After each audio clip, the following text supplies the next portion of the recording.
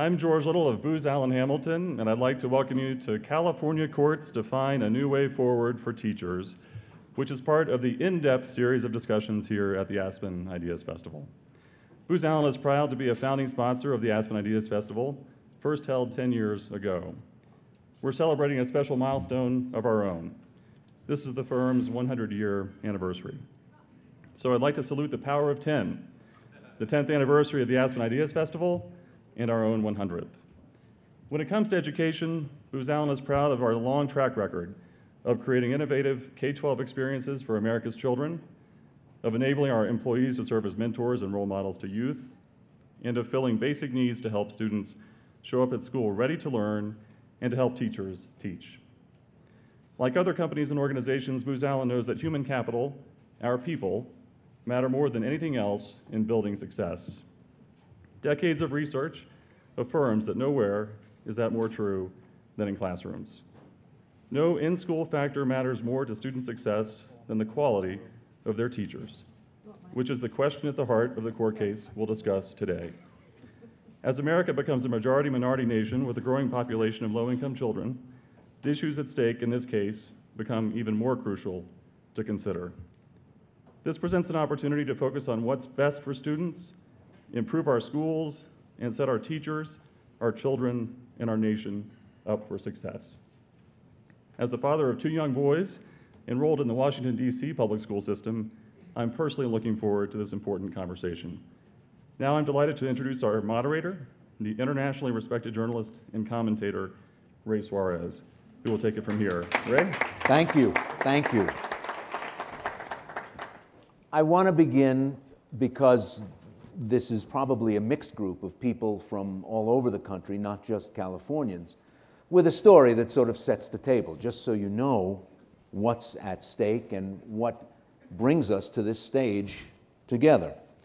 In California, Silicon Valley entrepreneur David Welch put together a like-minded coalition of people who support charter schools, more private support for schools, and less influence on the part of unionized teachers in public schools.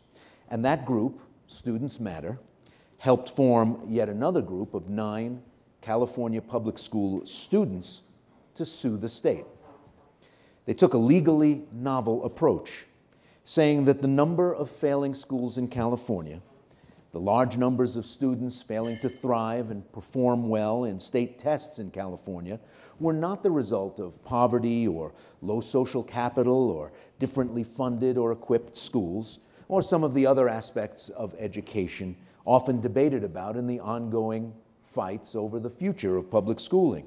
Instead, the suit that was brought on behalf of Beatriz Vergara and the other students, Vergara versus California, roots the complaint against the state in civil rights language, that California violates the state's constitution by denying students' right to a quality public education.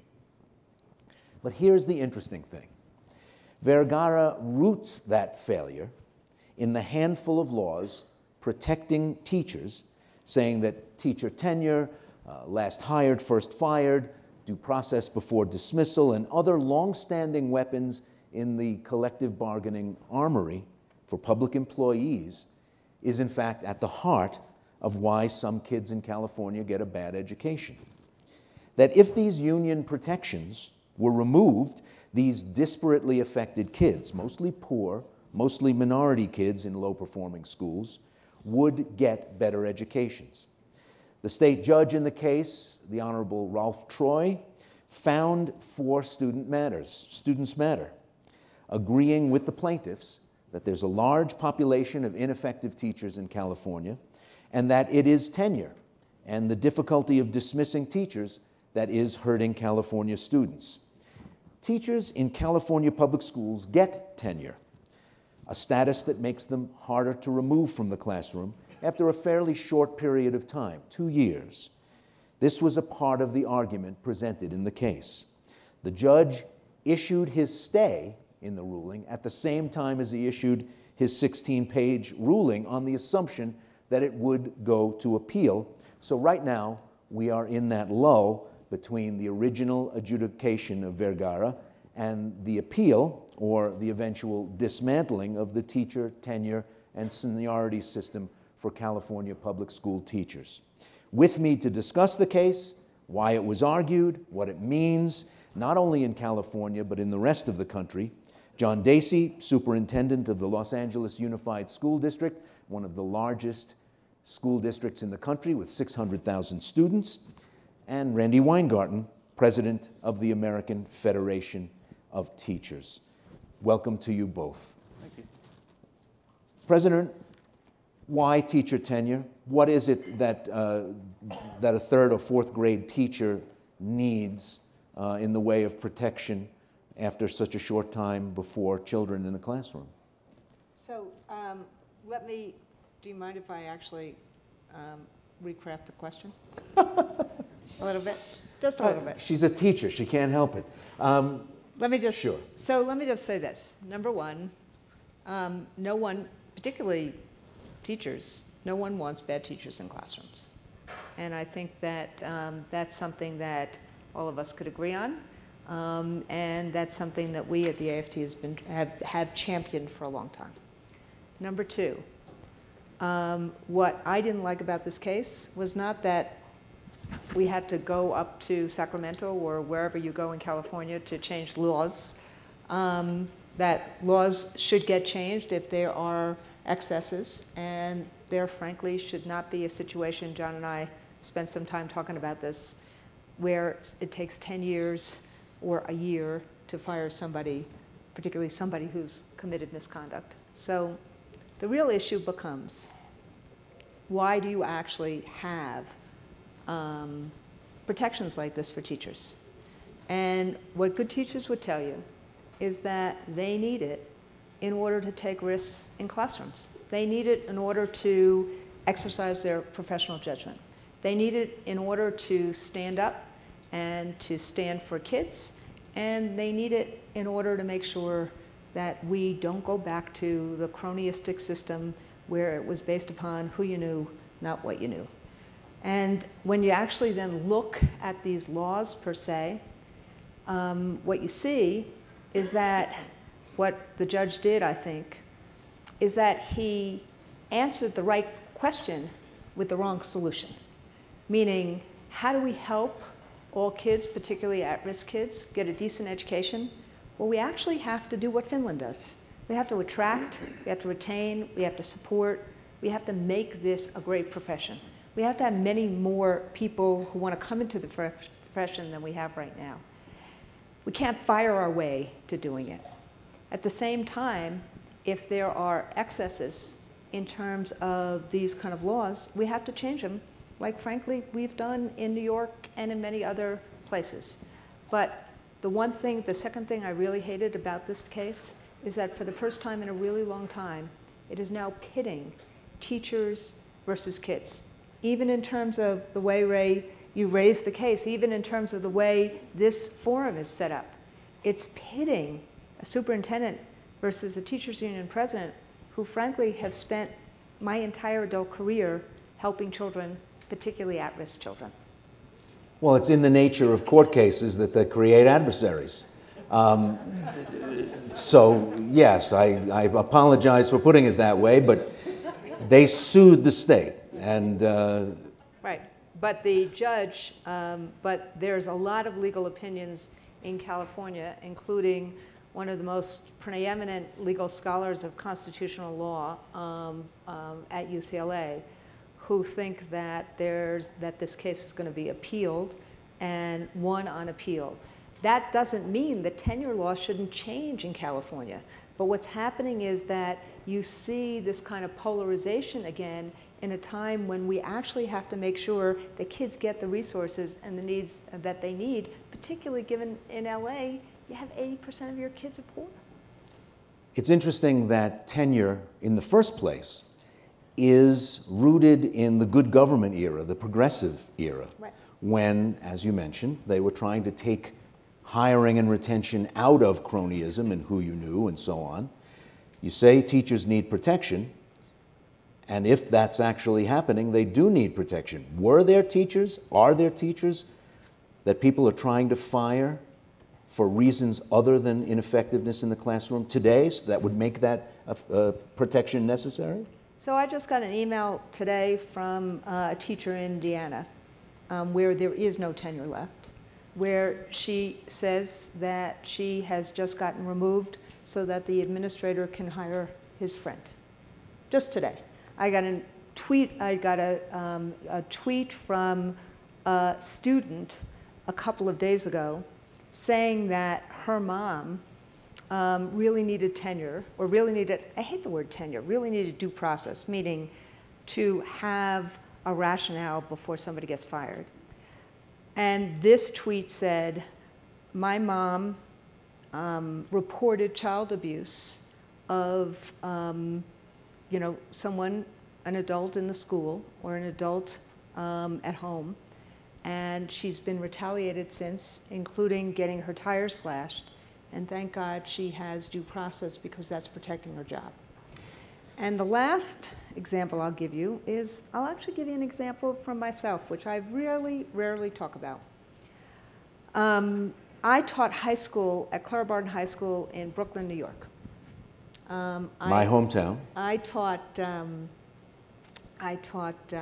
street law and government law and a bunch of other courses, including bioethics and things like that.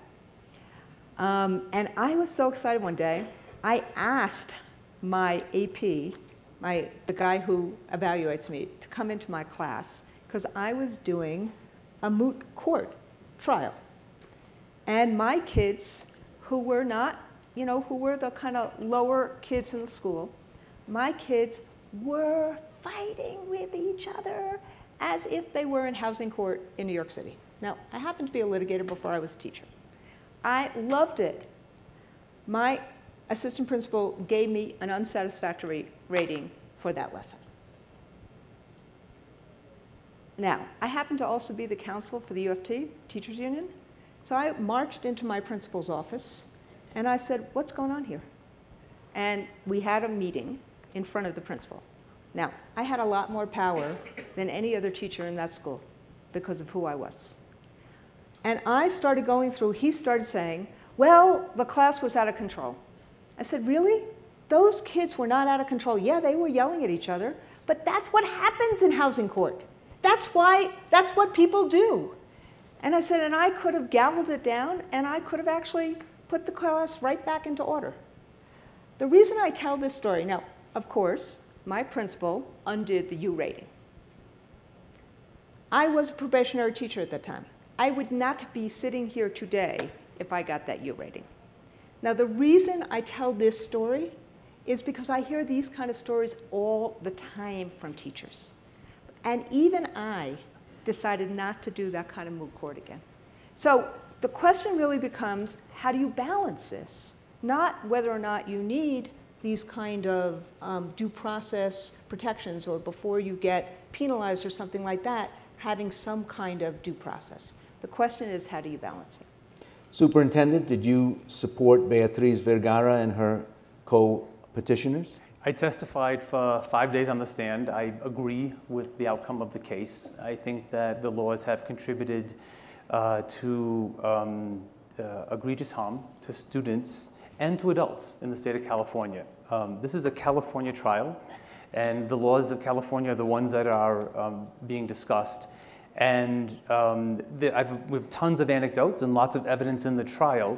And I think that we can discuss what I consider to be a very landmark trial, and it's a very powerful experience to have been through that. And I actually think that the laws as they are currently written do harm.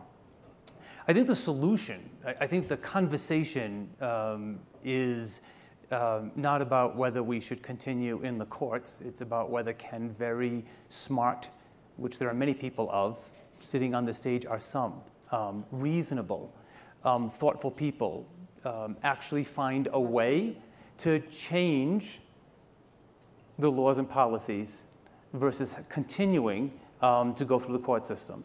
So if you just take them individually, the tenure law was to me, patently problematic. So I'm testified, you happen to tell the truth on the stand. We live under the rule of law in this country, and that is the way that this works. How this came about is obviously people can say they like it or didn't like it, but in 14 to no more than 16 months, you have to make a decision for lifelong tenure in the state of California is ridiculous. It's ridiculous on its face, and it's ridiculous for two fronts. One is it actually is disrespectful to teachers, that I don't even get as a system to provide the professional development we promise you for your first 2 years before we make the decision whether we keep you for your first 2 years. And just to clarify, who's making that decision? Someone's been in the classroom for just over, they're in the first part of their second instructional year. Who's making that call? You have 2 visitations in your first year, and you get 1 visitation in your second year, and your supervisor, which is most likely your principal, but it could be an assistant principal at a high school, makes the decision that we've been able to show that you have grown. You know, I wasn't the chemistry teacher I was in my first year as I was in my 7th year. You want to be able to see someone over time get better. You want to help the person get better, and you want to amass evidence that they're actually doing the job well and better each time. That's an impossibility in 14 months. So it's not, in my opinion, I was asked point blank, do I believe in a system of tenure? I absolutely believe in tenure. I believe that people should have a level of regard, celebration. We're saying we want you for the rest of your career, hopefully with us. We're investing in you. And there's just a level of protections because you've demonstrated you have those skill sets. The issue is not in a year and 2 months. I mean, that just doesn't make any sense, and it doesn't make any sense whatsoever. So in that case, I think that the laws absolutely do harm because we're making decisions. You know, by the way, thousands of teachers get used and don't get fired in California. So you wouldn't have gotten fired in California if you had a U around this. The second had to do with last in, first out. I know, but I would have been fired in New York. In last in and first out mean that the only way that you have to determine whether a teacher is let go when you have to either downsize for economic means or you have to downsize because of enrollment is seniority and seniority alone. So all of the things that, and you know, for the audience, I would argue that we've had a very long and deeply professional relationship and career, Randy and I have great respect, and where we'll agree or disagree is, I think we're very interested in solutions, is that the things that we fight for, that we want to recognize in teachers, are completely prohibited from being acknowledged when you have to make the decision.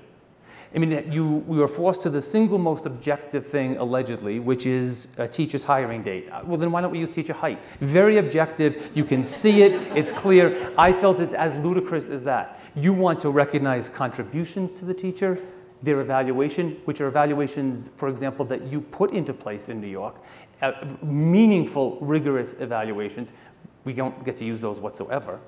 Contributions to a community, to family, all of that can't be counted.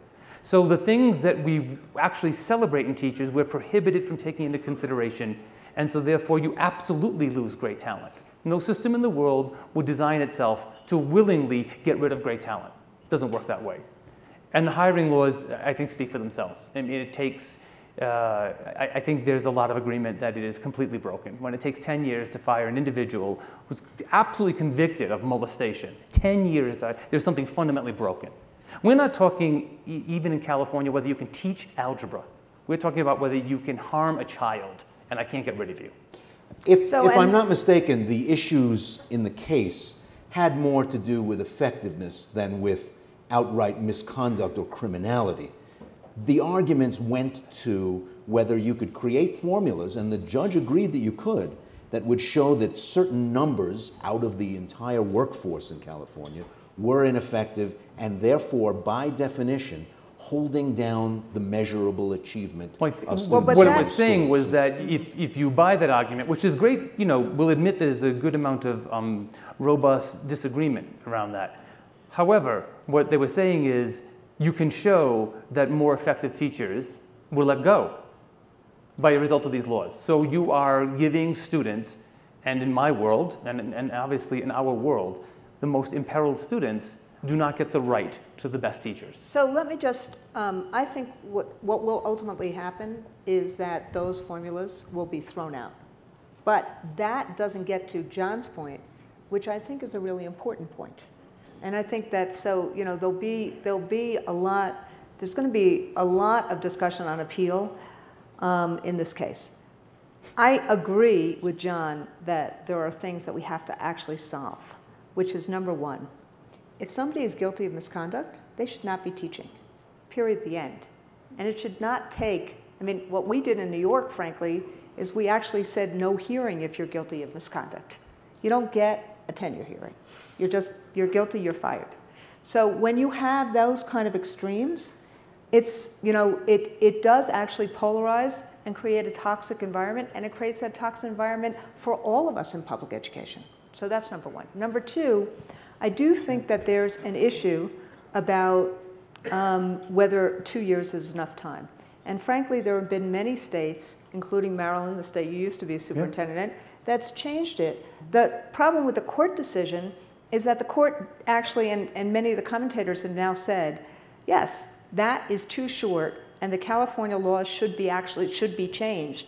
But that doesn't mean you throw out every single due process and fairness protection for teachers. And the issue that many of us have in California and throughout the country is now there's all these kind of copycat cases, even in a place like New York, where we have actually modified the tenure law 5 or 6 times in the last 10 years, and every single contract that I negotiated in New York, we actually solved problems. So what's happening is that it's the throwing out the baby with the bathwater, and let me just ask all the people in this room one question.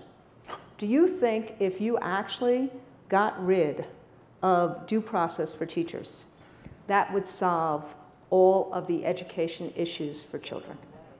And the problem right now is that's the debate right now, as opposed to there's a whole bunch of things we need to do. But let me jump in there, because the superintendent described a situation where, in some circumstances, teachers in years 4, 5, or 6 could not be fired, bad ones, and in other districts inside the state of California, because of circumstances, workforce allocation, size of schools, size of census in individual schools, they had to fire teachers who were better than some of the teachers they had to keep. That's a perverse set of incentives, isn't it? So you're talking about a different situation right now. You're talking about catastrophic budget cuts that have, because of those cuts, there were thousands of teachers let go all throughout the country, about 300,000. So it was tantamount to we have never seen the kind of magnitude of budget cuts that we've had in California and throughout the country. And so the real issue becomes, in that kind of situation, what are we going to do in terms of protecting schools? You keep the most effective teachers. That's what you must do every time. At the end of the day, I mean, it is really necessary. But at the end of the day, when you have a budget cut of 1,000 teachers, that's the problem. The problem is that, yes, we should have real evaluation systems. And if you have people who are unsatisfactory, they shouldn't be kept. But when you have cuts of that magnitude, where you're cutting all the guidance counselors, and you're cutting all the music teachers, and you're cutting all the art teachers, that is the problem at that point. So I want to say, I think we agree that is a problem. That is absolutely a problem. And the fact that we should be investing much more so in our most vulnerable students and the teachers who work with our vulnerable students, complete violent agreement. We would completely agree on the issue. What I want to just thread back to for a second. But what about Randi Weingarten's point that it's not all the teachers? That if you're doing that inside a school system, which was done in many districts across the country when the economy cratered, it's a strange thing to then ferret out one cause and say, that's why standards are dropping, that's why the results are This wasn't about whether standards were dropping. This is whether students disproportionately who are black, brown, and poor are getting either the best teachers we know or not the best teachers we know. And the answer is absolutely fundamentally that these laws contributed to those youth who deserve to be, everybody in this room, we're fundamentally not getting the best teachers. So how are we, but the issue becomes, how are we going to get the best teachers to kids who have been at risk? So you and I have both negotiated different situations where we actually do incentives to get the best teachers in, because you just said, John. I think what's fascinating, let me just jump in. I think what is striking about this, which has gotten lost in the kind of shrill rhetoric around the debate. Clearly, there's something in the country that it's sparked, good, bad, or indifferent. People have a lot of feeling about this, and people are very energized about this and polarized about this. What has gotten lost is where are the solution sets around this? So, you know, there is a way forward for us to think through that, but that is risk. And that is deep risk. We just happen to have had a long relationship. And give me an hour at a coffee table and we would put a contract together. What do we do when governments create those solutions and then we don't negotiate them? Right. So I think this is, we actually had lunch before we came. We started this debate ourselves a couple of hours ago, which is, and actually we've been having this debate in the last month or so. Yeah. Because you were not happy with me in the. I know that. What? You were not happy with me. No, I was not happy with you at all. Because I do think that the polarization that this has created has set us back 5 years. So what I was telling John is that there were a whole bunch of superintendents and AFT leaders about 3 years ago, that actually got together and solved not all these problems, but we created a framework for how you evaluate teachers in an efficient and effective way. And you can read it on the AFT website. And we'll give all of you a site. But we did the ASA, the American Association of School Administrators, Dan Domenech, and we each brought 6 superintendents and union leaders together, and we had a facilitated conversation. So why did nothing come of that? And we actually figured out that misconduct cases should happen within 100 days. Not 10 years, that there should be real continuous capacity building, there should be real evaluations. Tenure was not a job for life, nor was it an excuse for managers not to manage or a cloak of incompetence. And we came up with a whole bunch of pretty complex ways in 4 pages of a framework. And I think the question that you just asked is the most important question, which is, why is it that the ABC school district 20 miles down in Orange County can actually deal with these issues? And why is it that this has now sparked this kind of polarization? And why is it that that framework, which my board actually voted unanimously for, didn't go anywhere? So I would argue that anybody could create an awesome framework, like groundbreaking, truly profoundly good. Unless that actually travels its way to the very thin air of a state capitol and changes laws, this conversation is circular. Well, but this framework actually was used in New Jersey to change this law. It was actually used, it actually took a lot of the aspects of the Maryland change of law. It was used in Connecticut to change its law, and it's been used in New York to change its law. But I don't think you had people then just saying, we're using the ASA, AFT framework in this way. But it was used in different places, and then I think what's happened in the last year or two is we've gotten caught into the Common Core testing debate as opposed to really thinking about how do we attract, retain, support teachers for kids who need them most in the schools that are most at risk. And how do we do the other things like we were talking about in our earlier session about wraparound services, about real, real curriculum. But it would be, if we could actually get to this conversation, John, and use this court case to animate this conversation and get things solved, that would be a great result. But what I'm seeing instead— I think we're at an inflection point, actually, at the moment in this country around this issue. And it's going to require, I think, really publicly courageous leadership with heretofore seemingly enemy teams to strike a way forward on behalf of youth in poverty and the amazing people who work with them. Do you think it's possible? look, let me say it this way. I think we are failures if we don't try to do it. I think we have to try to do it. I think that the issue becomes that we need people like you to say, look, we have to change tenure laws, but that's not the only thing that hurts us or impairs us from giving all kids a great education. And then I think you need people like me saying, let's see, how do we change it? I'm going to start taking questions from the audience, but before we do, I want to, because I'm a simple man, Superintendent, Right. I'm going to ask a simple question. This is where it always gets dangerous. If you look at the achievement levels of students in the 50 states, and obviously states are blunt measures, but there it is. Top 10 states in achievement all have organized teachers with the kind of protections that we're talking about. And the bottom 10 states all have right-to-work laws and do not allow teachers to bargain collectively and build in these kinds of protections. If organized teachers were such a large impediment to achievement, why would that be so?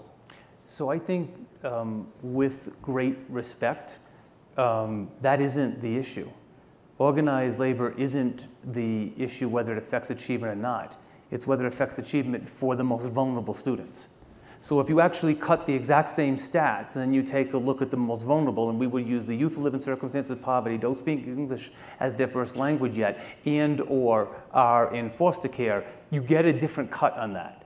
So the other thing I would point to, which I think is incredibly important, is NAEP is probably the more uniform, since we all take NAEP, the National Assessment of Education Progress, and it's Washington, D.C. and LA who are the most improved districts, urban districts in the country on NAEP.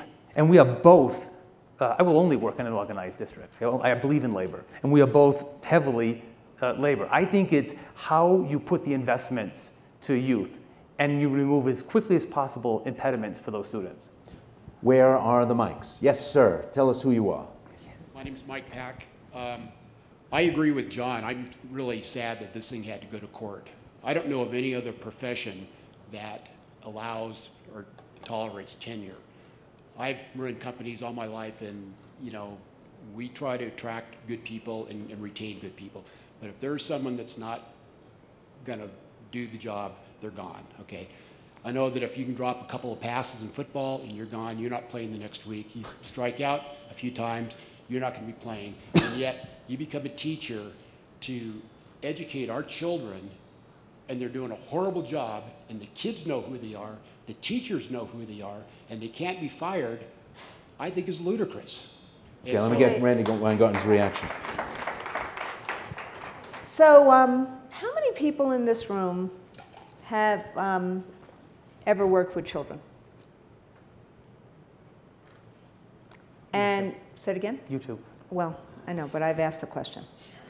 And how many times have things actually worked exactly according to how you wanted them to work? What?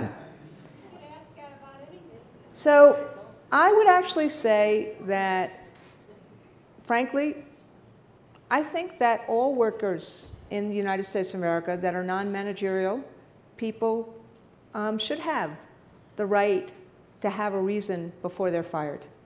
And I frankly think that all workers should have a right to have some kind of hearing before they're fired, just cause dismissal. And so that's what used to happen in America during the, the greatest increase of the middle class. And personally, I think that's what we should do. But in terms of teachers, it can't go back to who you know, not what you know.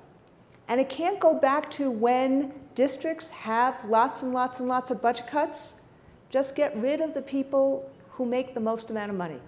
John's absolutely right, and you're right, sir. If somebody can't teach, they shouldn't be there. And this is a matter of figuring out the balance of fair and effective evaluation systems. But I've seen too many times teachers who stand up for their kids, and it's not politically savvy to do, that they get threatened and they get fired. And so the real question becomes, how do we actually create that balance on behalf of kids and on behalf of the people who we want to be teachers? The issue in, lots of other countries, it's not just Massachusetts, it's not just Maryland, it's not just Minnesota, the 3 states that do the best, that are heavily unionized.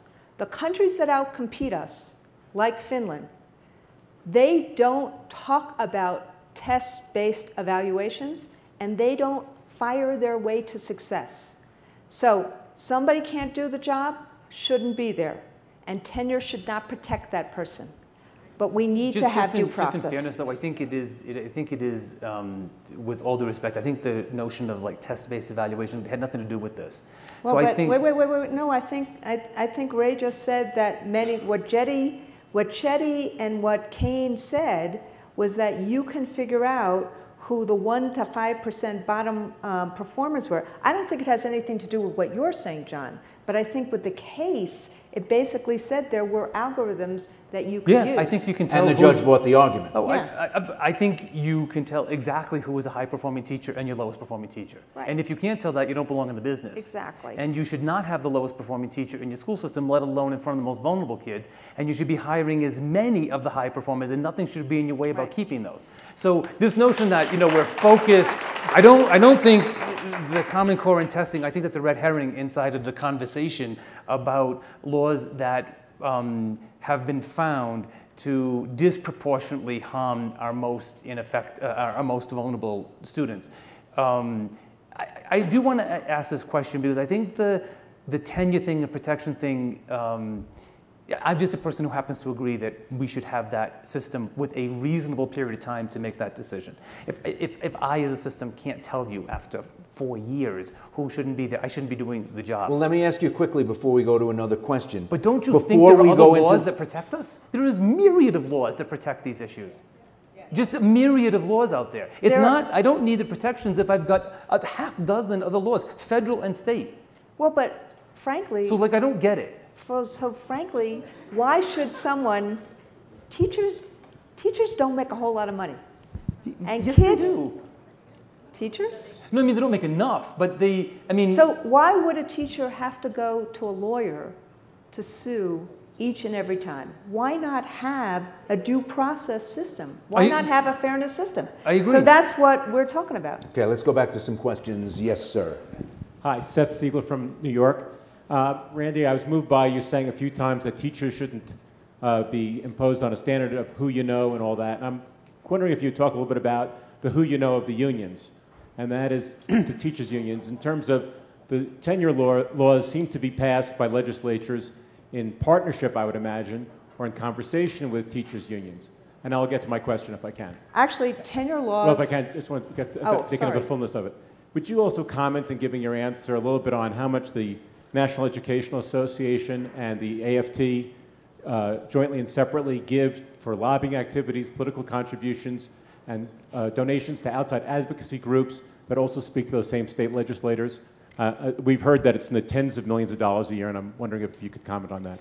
So actually, somebody just did a study on this that said that, that unions collectively spent about $400 to $600 million, and that corporations collectively spent 10 times that much, about $6 billion.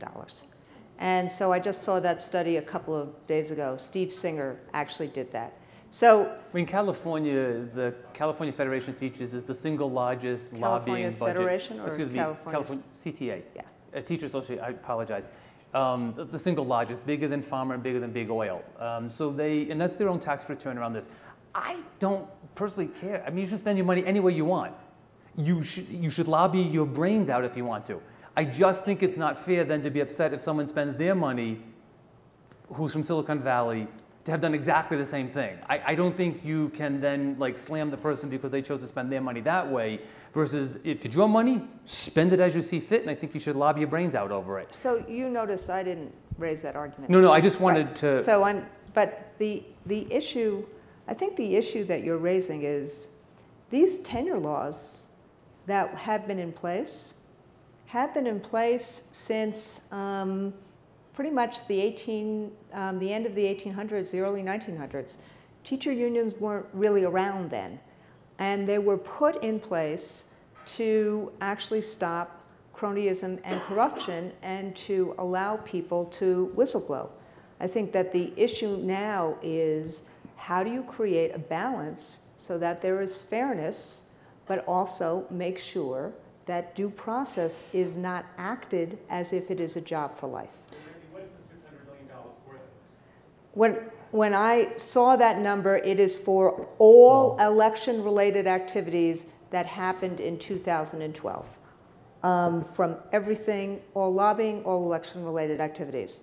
But as I said, I just saw this study that Steve Singer did that said that there's a 10-to-1 ratio. And the Koch brothers, frankly, and some of the other groups that are related to ALEC spend more than 3 or 4 unions combined. Too bad we're not in their building. We're in Dorhosia. Yes, sir. That's funny. Oh, it's me, sir. Hi. Thank you for this conversation.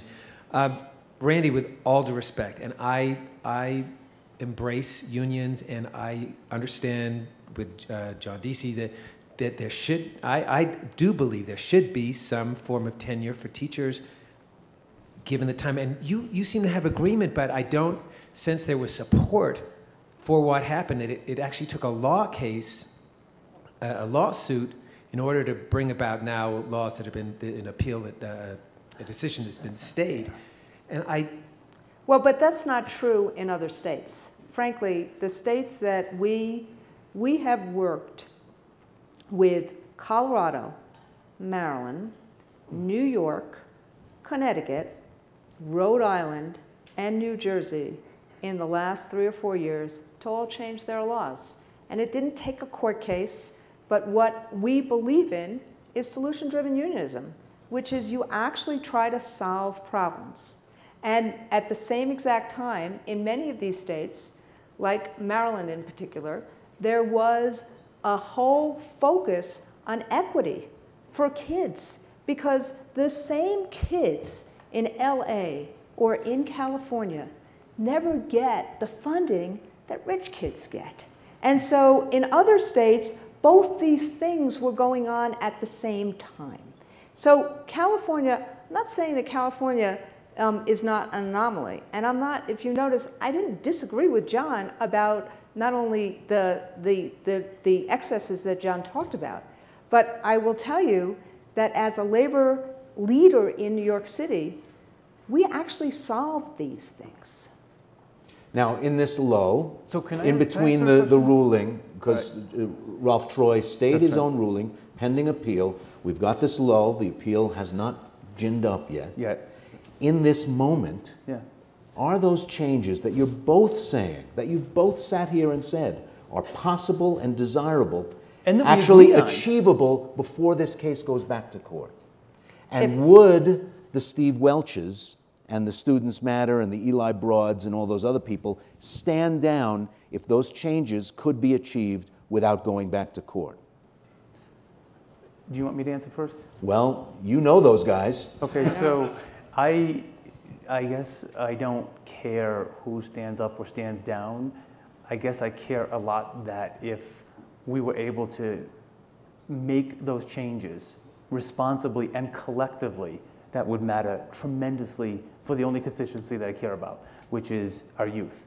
That would be amazing. I mean, you raised a point, and that is we happen to be a state-funded, state-oriented, state law system.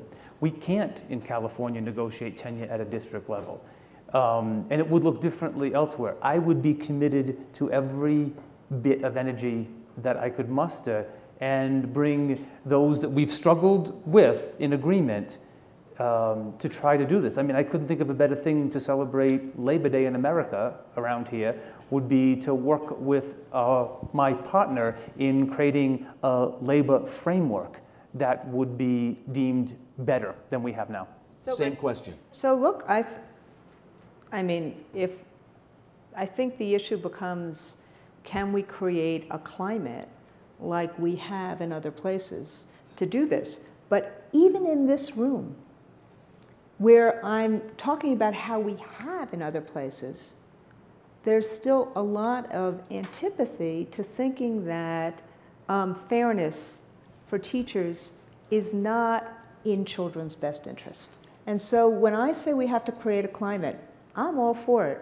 I think those of us who went into education, but actually went on the union side of it, care as deeply about children as John does. Absolutely agree. And if we don't actually figure this out, we will lose the promise of public education. So when I said that failure is not an option, we have to figure it out. But the question becomes, how do we create, like we did in New York, like we've done in ABC School District, how do we create the climate that allows the solution? And that, frankly, I don't know the answer in terms of California, Ray. I know the answer in other places, but I think that if we don't actually diffuse some of the polarization, we won't create the climate. We have time for one or two more. Yes, ma'am. You may just be geographically hampered, and we'll just have to pass you because the mic can't get there. Now, there we go.